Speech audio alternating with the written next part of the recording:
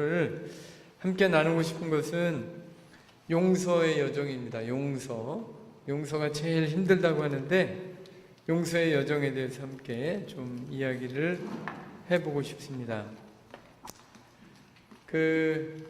누군가를 깊이 만난다는 것은 사실 굉장히 특별한 일인 것 같아요. 사람을 만나고 그냥 오다 가다 만나는 경우도 있지만 한 사람을 깊이 만나는 경우는 사람만 만나는 것이 아니죠. 마음과 마음이 만나는 것이죠. 그래서 사람 안에 있는 것들이 서로 이렇게 소중한 것들이 소통이 되기 시작한다는 것, 이게 어떻게 보면 깊이 만난다는 것이라고 할 수 있는데요. 이렇게 깊이 만난다는 것은 한 사람 한 사람이 다 소중하고 모두 깊은 존경심과 또 겸허함 이런 것으로 기꺼이 서로를 맞이하는 것을 의미한다고 할 수 있겠습니다. 우리가 가정을 이루면서 사는 것도 사실 만남이잖아요. 부부도 만남을 통해서 함께 소중한 것을 나누면서 살아가는 사람들이 부부라고 할 수 있는데, 이 공동체는 어떻게 보면 이 만남의 소중함, 또 소중한 만남을 함께 증거하는 것이라고 이야기할 수 있겠습니다. 그런데 성경 말씀에서 음식을 함께 나눈다라고 하는 것은 무슨 의미가 있을까요? 맞아요. 친구의 의미가 있습니다. 꼼파니아라고 하는 말, 이거 친구라고 하는 말인데 원래 뒤에 말은 파니스, 빵에서 온 거예요. 빵을 함께 나누는 사람들, 빵을 함께 나누는 사람들이 누구예요? 친구라는 의미를 가지고 있습니다. 서양에서는 빵이지만 우리는 뭐예요? 밥을 먹는 사람들, 식구라고 하잖아요.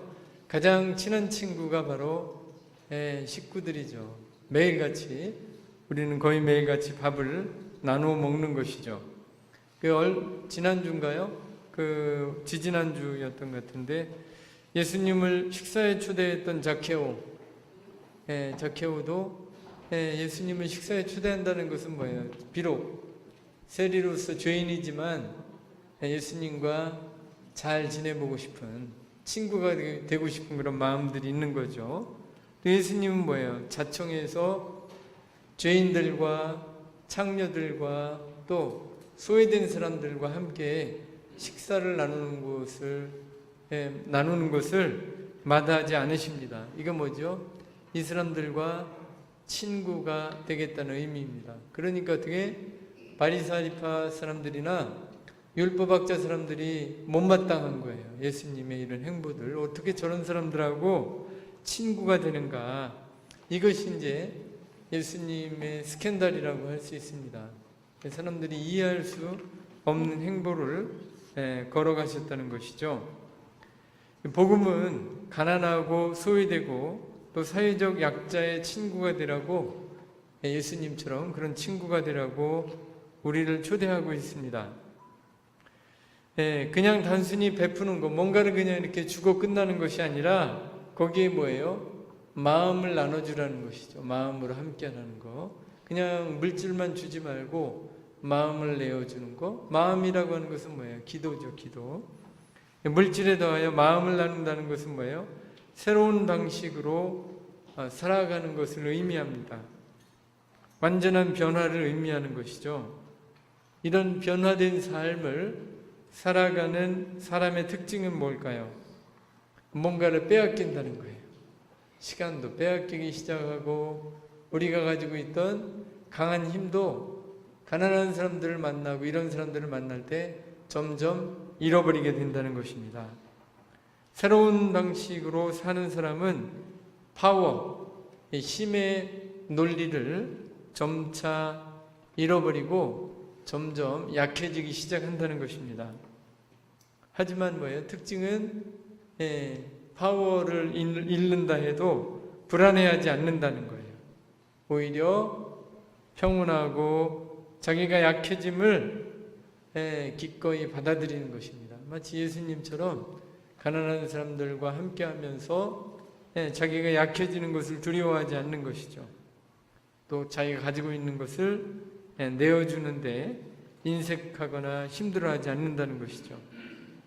이런 의미에서 예수님은 힘을 잃고 약해진 사람이라고 할 수 있겠습니다. 힘을 잃고 약해졌는데 어디까지 약해지는 거예요? 십자가에 못 박혀서 돌아가시기까지 약해지는 것인데 여기에 하느님의 역설이 있다는 것입니다.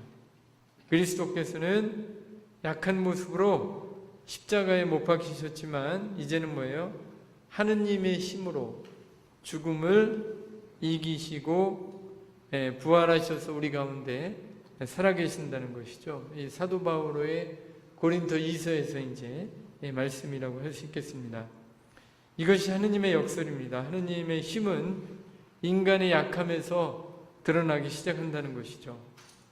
약할 때 오히려 강한 힘이 되시는 분, 바로 그분이 하느님이시라는 것을 사도 바오로는 고린도 2서에서 강조하고 있습니다. 예수님은 당신의 몸까지 생명의 빵으로 나눠주시면서 약한 사람이 되셨다는 거예요. 그러니까 생명의 빵을 나눠 먹는 사람들은 뭐예요? 예수님의 뭐다? 친구가 되는 거죠. 예수님의 친구. 빵을 나눠 먹도록 모든 사람들을 초대하고 있다는 것이죠. 그런데 예수님께서 여러 가지 방식으로 현존하실 수 있었을 텐데 왜 예수님은 빵의 모양으로 현존하셨을까? 저는 그 성체 현시나 이런 것들을 좀 할 때 좀 마음에 와닿는 것은 정말 작아지셨다. 여러분들 빵을 모시는데 한 줌도 안 되잖아요? 너무 작아지셨다는 거예요. 그 다음에 뭐예요? 이 빵은 깡깡합니까? 아니죠. 너무나 쉽게 부서지는 거예요. 작고 약하고 부서지는, 쉽게 쪼개지는 그런 모습으로 우리에게 다가오신다는 것이죠. 이 세상 논리와는 너무나 다른 논리로 예수님께서는 우리와 함께하고 계신다는 것입니다. 그리고 세 번째는 뭘까요? 먹힌다는 거예요. 우리를 잡아먹는 게 아니고 예수님이 우리에게 먹히셔서 우리에게 생명의 힘을 주신다는 그것이 성체 안에 들어있는 핵심이 아닌가 이렇게 생각합니다. 빵을 쪼갠다는 것은 뭘까요? 빵을 우리가 신부가 쪼개잖아요. 이거는 굉장히 중요한 것입니다. 그래서 초대교회 때 아직 성체 성사가 다 제정되지 않은, 오늘날처럼 되지 않은 그 시대에는 이 성체 성사를 빵의 쪼김이라고 불렀습니다. 그 빵을 쪼개는 것이 그렇게 중요한 것이죠. 빵을 쪼갠다는 것은 아주 위대한 그 상징이 여기에 담겨져 있습니다. 빵을 쪼갠다라고 하는 것은 바로 예수님의 찢어진 옆구리를 상징하는 것입니다. 바로 그 옆구리에서 나온 물과 피로 우리를 구원하신 예수 그리스도를 우리는 빵에 쪼개면서 보는 거예요. 여러분들은 사제가 빵을 쪼갤 때 바로 저 구원의 옆구리에서 물과 피가 흘러나왔고 그 물과 피로 우리는 새롭게 태어났다라고 하는 것을 이 빵의 쪼개면 우리에게 의미한다는 것을 잊어서는 안 될 것입니다. 그래서 창에 찔려 벌어진 예수 그리스도의 몸을 상징하는 것이죠. 또 창에 찔려 벌어진 예수님의 몸은 뭐예요? 사랑의 표징이라는 것입니다. 왜 괜히 그 십자가에 달리셔가지고 창에 찔려 돌아가셨을 거예요. 그것은 바로 사랑 때문에 그렇게 됐다는 것이죠. 사랑의 표징. 그래서 예수님은 우리 모두에게 성체 성사에 참여하는 모든 신자들에게 뭐예요? 똑같이 사랑의 표징이 되라고 우리를 초대한다는 것을 잊어서는 안 될 것 같습니다. 바로 그 생명의 빵, 바로 이 생명의 빵은 우리의 삶을 사랑으로 양육한다는 거예요. 우리가 매일 자주 성체를 모시는 것은 그래서 굉장히 중요하다고 이렇게 생각합니다. 어떤 사람은 그런 이야기를 해요. 성체 맨날 모셔도 하나도 안 변한다고. 그런 사람도 있죠. 근데 저는 반대로 이야기해요. 아니, 그 성체도 안 모셨으면 어떻게 됐을까? 그 거꾸로 해야 될 것 같아요.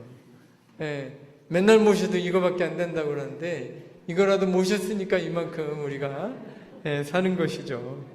그래서 성체를 모신다는 것은 하느님의 쉼을 얻는 것, 그 다음에 생명의 양식으로 우리가 살아간다는 것을 잊어서는 안 될 것 같습니다. 또 한 가지, 예수님은 우리 때문에 힘을 다 잃어버리셨다고 이렇게 생각합니다. 자기를 다 내줬다는 것이죠. 피 한 방울까지 다 내줬다는 것이죠. 너무 약해서 쉽게 쪼개지고 부서진 모습으로, 그것도 씹혀서 먹히는 그런 모습으로 우리에게 다가오신다는 거죠. 남기를 원하셨다는 것이죠. 여기 예수 그리스도의 신비와 역설이 온전히 다 담겨 있다고 이렇게 생각합니다.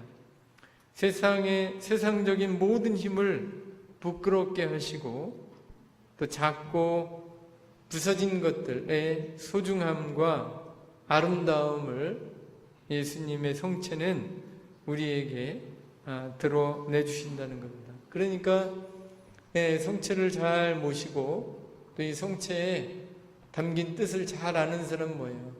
세상 것들의 속절없음, 아웅다웅하고 수천억을 가지고 있어도 그것이 영예롭지 못하다는 것을 우리에게 이야기해 주는 것이 아닌가, 이런 생각을 하게 됩니다.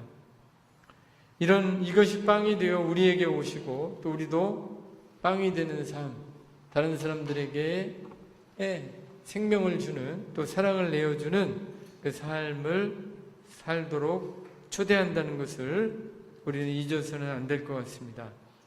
지난번에 한번 이야기했지만 이 성당에 들어오면 뭐예요? 성당은 이 벽으로 온통 둘러싸져 있습니다. 이 벽이 뭘까요?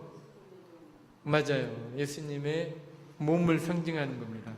예수님의 몸. 단순히 비바람을 막는 것이 아니라 이 벽은 예수 그리스도의 살과 몸을 의미하는 것입니다. 우리가 교회 안에 들어오는 것은 예수 그리스도의 몸 안에서 하나됨을 보여주는 것이죠. 성당을 특별히 아름답게 장식하는 이유는 무엇일까요? 바로 새로운 삶의 아름다움, 예수님을 주님으로 받아 모시고 살아가는 사람들의 삶이 얼마나 아름다운가를 이 장식으로 보여주는 것입니다. 새로운 삶, 또 새로운 생명은 하느님께서 우리에게 선물로 주시는 것이죠. 그래서 우리는 이 성당에 들어올 때 하느님께서 나에게 영원한 생명을 거저주셨다, 무상으로 대가 없이 그냥 주셨다라고 하는 것을 깨달아야 할 것입니다. 그래서 엄청난 선물을 받으면 우리는 어떻게 해요? 내가 큰 선물을 받았다, 그것도 거저받았다라고 이렇게 생각하면 뭐예요? 그 선물을 나눠주고 싶어요.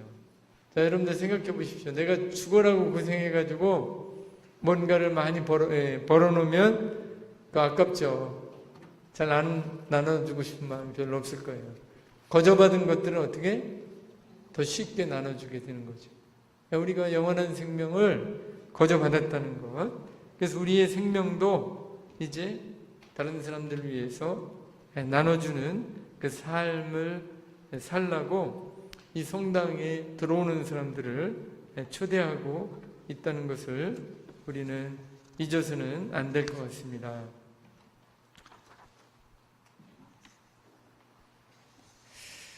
그 장애를 가지신 분들이 그냥 평범한 그 건강한 사람들에게 이런 그 질문들을 한다고 해요.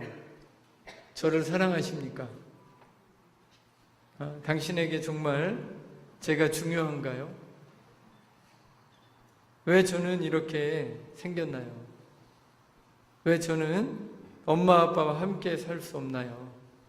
심한 중독장애를 안고 있는 사람들은 시설이나 이런 데 들어가게 되는 거죠. 왜 저는 당신처럼 똑바로 서지 못하고 자꾸 넘어지는 거죠?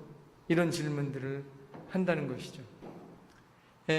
이런 사람들을 볼 때 우리는 다시 한번 생각하는 거예요. 왜냐하면 되게 세상을 살아가면서 우리는 누구의 눈으로 봅니까? 나의 눈으로 이 세상을 바라보는 데 익숙하다는 거예요. 하느님께서 사람들을 보는 방식으로 사람들을 볼 만큼 자유롭지 못하다는 것입니다. 우리는 우리 상처를 통해서 각자가 가지고 있는 이런저런 상처들, 또 우리의 어려움과 편견들을 통해서 사람들을 바라보기 시작합니다. 그러니까 뭐예요?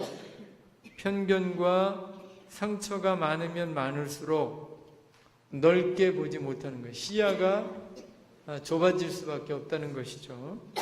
그래서 운전하시는 분들은 잘 아실 거예요. 운전하실 때 사각지대가 많습니다. 사각지대. 뭐죠? 안 보이는 곳이에요. 있는데 안 보이는 거예요. 이것 때문에 사고가 나기 쉬운 것이죠. 아마 우리도 마찬가지라고 이렇게 생각합니다. 우리의 세상을 보는 눈, 그 다음에 사람을 바라보는 시선, 이런 것들의 지평을 좀 더 넓힐 필요가 있다는 것이죠. 내가 보는 것이 다가 아니라는 것입니다. 그러니까 내가 보는 것이 다라고 생각하고 판단하고 심판하고 하는 순간이미 우리는 그 사람에 대해서 잘못을 쉽게 저지를 수 있다는 것을 이야기하고 있는 것입니다. 그래서 좀 더 자유로워질 필요가 있다. 그런 것으로부터 자유로워질 필요가 있다는 것이죠. 자유로워진다는 것은 좀 더 많이 본다는 거예요. 좀 더 많이 보고 더 깊이 보기 때문에 그런 실수를 쉽게 범하지 않게 된다는 것을 이야기하고 있는 것입니다. 제일 큰 어려움 중에 하나가 뭘까요? 두려움과 미움들이 우리 마음에 들어오기 시작할 때 우리의 에너지들이 많이 뺏기기 시작해요. 에너지들이, 삶의 에너지, 생명의 에너지들이 이 미움과 두려움 때문에 많이 빼앗기기 시작합니다.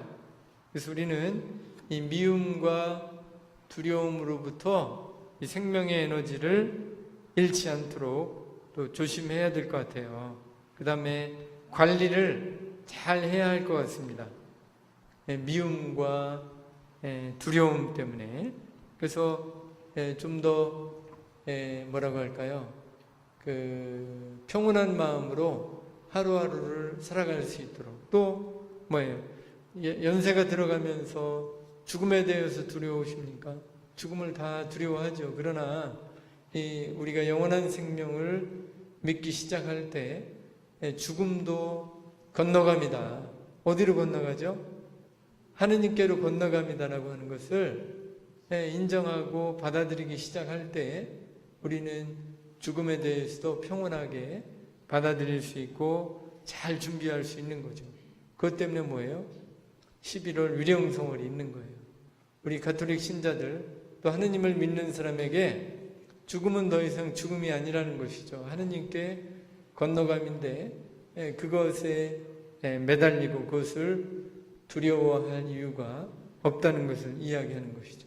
그 죽음을 기억하는 것은 매우 중요한 것 중에 하나입니다. 죽음을 기억하는 것은 중요한 것 중에 하나이죠. 그런데 문제는 뭐예요? 우리는 죽지 않을 거라고 생각하면서 살아간다는 거예요. 그래서 아시는 분도 계시지만 제가 얼마 전에 암 수술을 했어요. 그래서 이제 그 수술을 하면서 제가 느낀 것은 첫 번째 느낌 1번은 생명은 내 것이 아니다. 생명은 제가 뭐 암에 걸리고 싶어서 걸렸겠습니까? 다 안 걸리고 싶죠. 생명은 내 것이 아니고 하느님께서 주신다라고 하는 것. 그래서 제가 딱 포기를 했어요. 하느님께서 주셨으니 하느님께서 원하시는 때 걷어가실 것이다 라고 이제 생각을 했고, 그런데 더 중요한 거는 뭐냐면은 이제 암이 딱 왔다고 하니까 살 날이 얼마 안 남은 것 같은 거예요. 그러니까 어떻게 하죠? 정리. 그래서 이 죽음이라고 하는 것이 제가 짓고 있던 거, 가지고 있던 것을 다 놓게 한다는 걸 다시 깨닫게 되었습니다. 영성에서는요, 그래서 죽지 않은 자를 굉장히 불행하게 보는 거예요. 아직 죽지 않고 하느님 안에서 새로 태어나지 못한 자는 영성의 길에 아직 들어서지 못한 것이다라고 이야기하는 이유도 아마 이런 차원에서라고 이렇게 생각합니다. 그래서 우리 교회 전통 안에서는 죽음을 두려워하지 마라. 죽음을 항상 기억할 때 죽는데 뭐예요? 중요한 게 뭐가 있겠습니까? 죽음을 앞둔 사람들은 뭐 재산이 많다고 그거 아무 쓸모도 없는 거죠. 죽음 앞둔 사람들은 정말 중요한 것이 무엇인가를 선택하게 된다는 거예요. 나와 함께하는 사람들과의 좋은 관계, 좋은 인연, 기억들. 용서하지 못하는 사람들을 어떻게 용서하고 화해하는 것. 이거보다 더 중요한 것이 없다는 거죠. 그런데 많은 사람들은 어떻게 이 죽음을 받아들이지 않기 때문에 이런 작업들을 하지 못한다는 것이죠. 그래서 키블러-로스라고 하는 사람은 그런 이야기를 합니다. 많은 사람들이 너무나 중요한 것을 마지막 순간에서 깨닫는다고. 그래서 어떻게? 그 마지막 깨달은 순간에는 아무것도 할 수 없는 그런 상황이 된다는 것이죠. 그래서 이런 11월 위령성월과 같은 이 계절에 우리는 죽음을 묵상한다라고 하는 것은 굉장히 큰 초대예요. 그 다음에 우리의 영적인 삶과 실제 이 지상에서의 삶을 완전히 새롭게 변화시킬 수 있는 그 초대라고 하는 것을 기억하면 좋을 것 같습니다. 우리가 가지고 있는 가장 근원적인 문제는 무엇일까요? 나약함을 받아들이면서 또 우리가 여기는 이제 연세 드신 분들이 그래도 많으시니까 연륜을 쌓아가는 것이라고 이렇게 생각합니다. 이제 일선에서 물러나시고 정말 젊었을 때 혈기왕성했던 30대, 40대, 50대에 이 삶을 다 지나신 이런 분들, 이제 연륜이 쌓여 있는 것이죠. 어떻게 보면은 나이가 들어가는 것이고, 어떻게 보면 뭐예요? 아무것도 아닌 존재가 되어가는데, 그런 나를 받아들이는 것이 어떻게 쉽겠습니까? 쉽지 않겠습니까? 쉽지 않죠.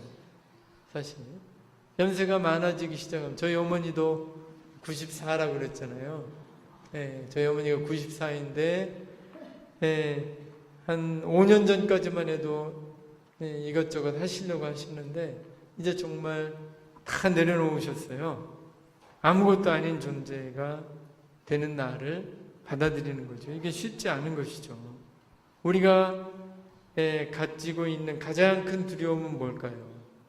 내가 몸담고 있는 가정, 또 작은 공동체에서 혹시라도 나를 쓸모없는 사람이라고 가치 없는 존재로 여기지는 않을까에 대한 그런 두려움들이 다 있다는 겁니다.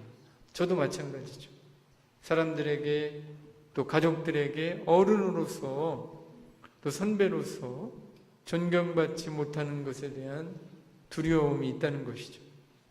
이건 뭘까요? 다른 말로 하면 죽음에 대한 두려움이 있다는 거예요. 이것은. 그 다음에 밀려나는 것에 대한 두려움. 아무도 나를 원하지 않는 것에 대한 두려움. 아주 매우 근원적인 두려움이 우리 모두에게 있다는 것이죠.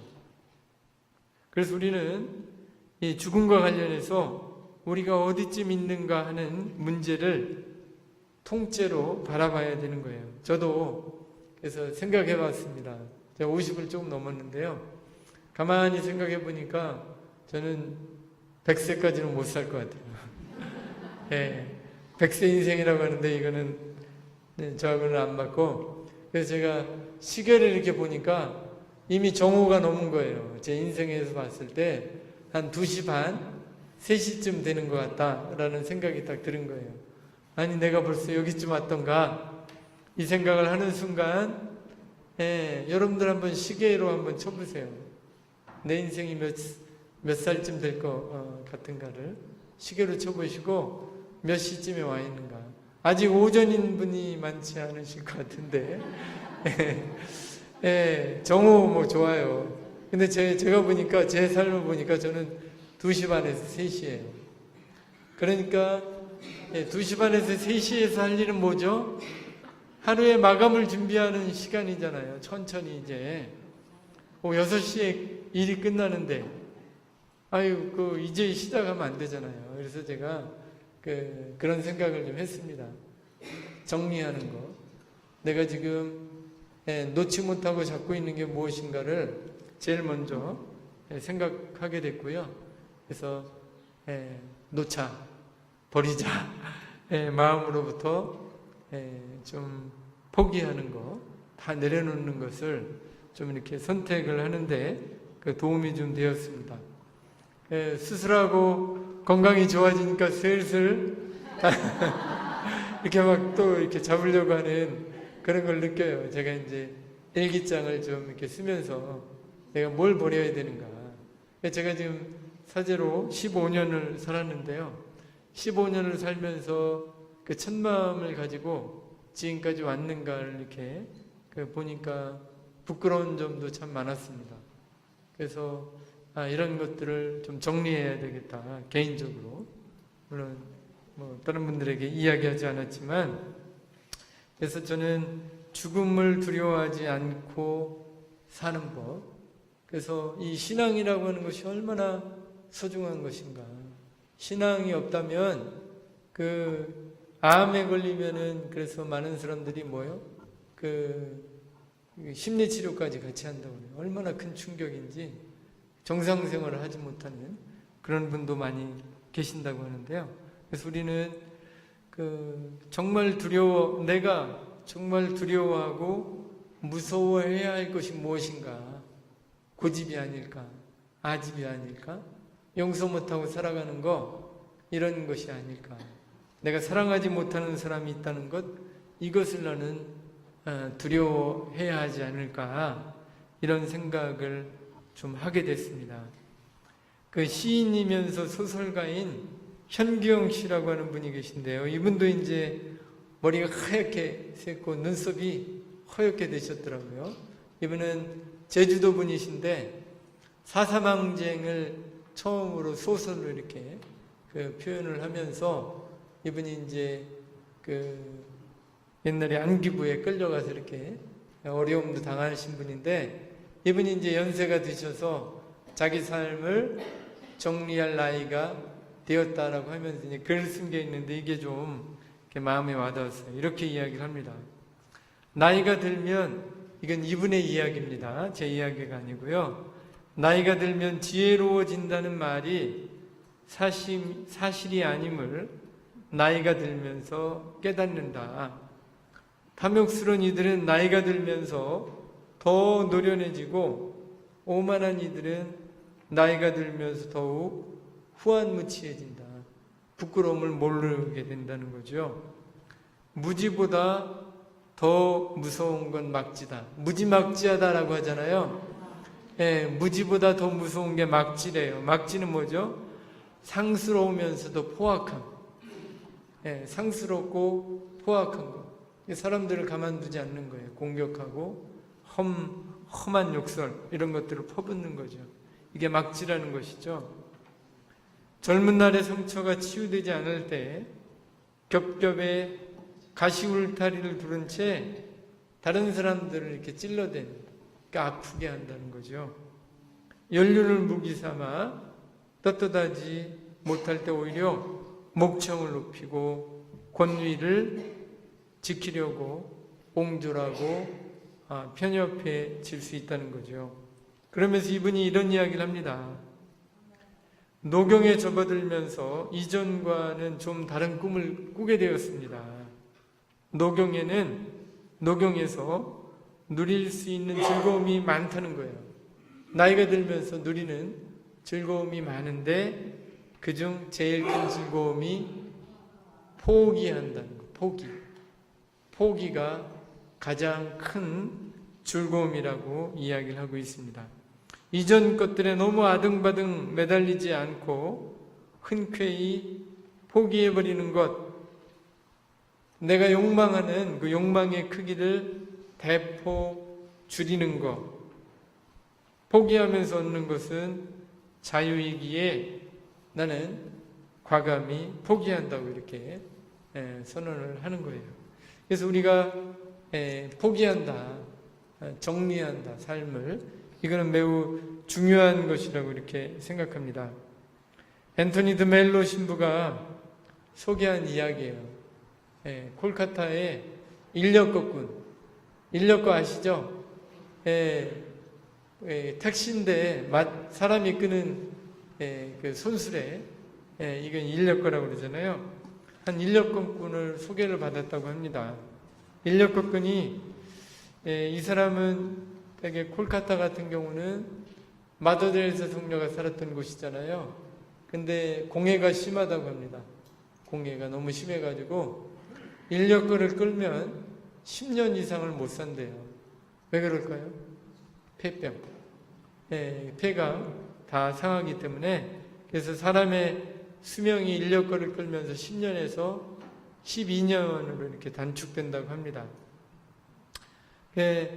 이 사람의 이름은 람찬드라라는 사람이었는데 이미 결핵에 걸려 있었다고 해요. 결핵.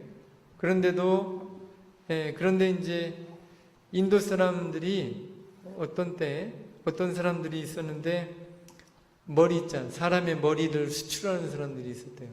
사람이 죽으면 몰래 머리를 이렇게 떼가지고 해고를 이렇게 수출하는 사람이 있었답니다. 근데 이 사람은 뭐예요? 해고를 산 사람한테 10달러를 주고 사는 거예요. 10달러. 10달러면 지금 우리 돈으로 12,000원, 11,000원 이걸 주고 사는 거예요. 이 사람은 람찬드라도 10년 인력거를 끌고 자기 삶이 얼마 남지 않았다는 것을 알았는데 이때 불법업자가 이 사람에게 다가와요. 불법업자가 다가와가지고 10달러를 주면서 머리를 팔라고. 이 사람이 아주 기쁘게 그 돈을 받고 팔았어요. 왜냐면 자기에게는 가족들이 있었습니다. 너무나 찢어지게 가난한 가족들이 있었는데 그 가족들에게 10달러는 큰 돈이고 그 가족들을 기쁘게 해줄 수 있었기 때문에 아주 기쁘게 그 돈을 받고 팔았다는 것이죠. 그걸 알고 드멜로 신부가 물었습니다. 실망스럽지 않으신가요? 그랬더니 이분이 글쎄요, 저는 지금 최선을 다해서 살고 있습니다. 나머지는 하느님 손에 하느님 손에 달려 있습니다. 신부님이 너무 기가 막혀가지고 지금 결핵에 걸렸잖아요. 그것 때문에 고통스럽지 않으십니까? 라고 이렇게 물으니까 람찬드라는 조금 힘들긴 하죠. 그러나 이게 삶인데 이 삶이 나에게 다가오면 어떻게 하겠어요? 이 삶을 받아들여야죠. 조금도 동요되지 않았다는 것입니다. 드멜로 신부는 람찬드라 신부를 만나고 이 이야기를 들으면서 아주 큰 사람이 자기 앞에 있다는 것을 깨달았습니다. 그를 만나면서 드멜로 신부는 바로 저 사람이야 영원을 사는 사람이다. 나는 죽어 있었다는 것을 깨닫다고 이야기를 합니다. 그 사람이야말로 삶이 무엇인가를 제대로 아는 사람이었다고 이야기를 합니다. 그러면서 이 드멜로 신부가 그때서야 비로소 사도 바울의 필립비서 4장 11절부터 12절까지의 말씀을 이해했다고 이렇게 고백합니다. 11절과 12절에 이렇게 됩니다. 나는 어떠한 처지에서도 만족하는 법을 배웠습니다. 나는 비천하게 살 줄도 알고 풍족하게 살 줄도 압니다. 배부르거나 배고프거나 넉넉하거나 모자라거나 그 어떠한 경우에도 잘 지내는 비결을 알고 있습니다. 그리고 산상설교 있죠? 예수님의 마태복음 5장부터 시작되는 이 산상설교, 가난한 사람은 행복하다. 이 말의 진짜 의미를 깨닫기 시작했다고 이야기합니다. 말씀이 자기 안에서 막 살아있다는 것을 느끼게 되었다고 이야기를 합니다. 지금 시간이 벌써 됐는데요. 나머지는 이따 강론 때 조금 더 하겠습니다. 좀 쉬시고 미사 함께 같이 할까요? 영광이 성부와 성자와 성령께, 성부와 성자와 성령의 이름으로 아멘.